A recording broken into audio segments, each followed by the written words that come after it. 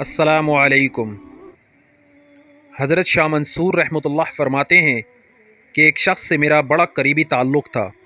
میں اسے بڑا نیک سمجھتا تھا، لوگوں کے درمیان اچھے الفاظوں میں اسے یاد کرتا تھا۔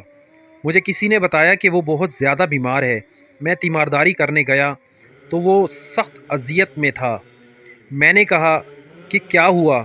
کہنے لگا حضور اپنے گناہوں کی پاداش میں ہوں۔ میں نے کہا کہ تو بڑا نیک تھا۔ کہنے لگا حضرت میرا منصب نیکی کا تھا۔ میں نے تہجد پڑھی تاکہ لوگوں کو پتہ چل جائے۔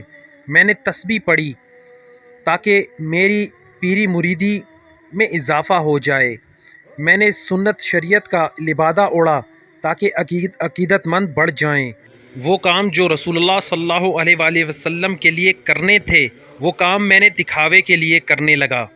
پھر میں ایک دن بیمار ہوا، اتنا بیمار ہوا کہ اٹھا نہیں جاتا تھا۔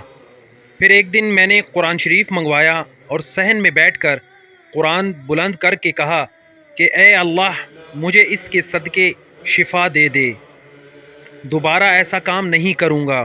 رب نے تو شفا دے دی پر میں باز نہیں آیا۔ میں اپنی عبادت کو بھیجتا رہا۔ کچھ عرصے بعد پھر بیمار ہو گیا۔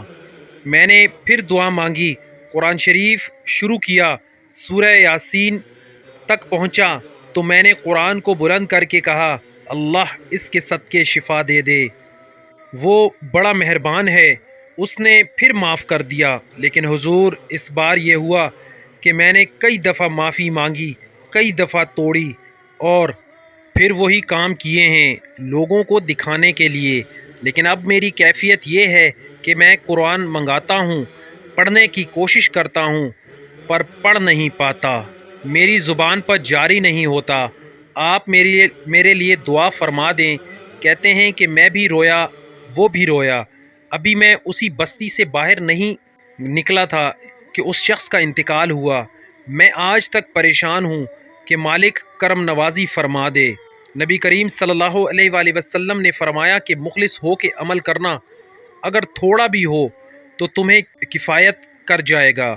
نبی کریم صلی اللہ علیہ وآلہ وسلم فرماتے ہیں کہ اللہ تعالیٰ قیامت کے دن کچھ لوگوں سے فرمائے گا جن کو دکھانے کے لیے نمازیں پڑھتے تھے، جاؤ ان سے جا کر کہو کہ وہ تمہیں اجر دے۔ جن کو دکھانے کے لیے اعمال کیے، جا کے اس سے اجر مانگو، میں تو تمہیں اس چیز کا اجر دوں گا جو خالص میرے لیے کیا ہو۔ اللہ پاک ہمیں ایسے اعمال کرنے کی توفیق عطا فرمائے جس میں صرف اور صرف اللہ کی خوشنودی ہو۔ آمین ثم آمین۔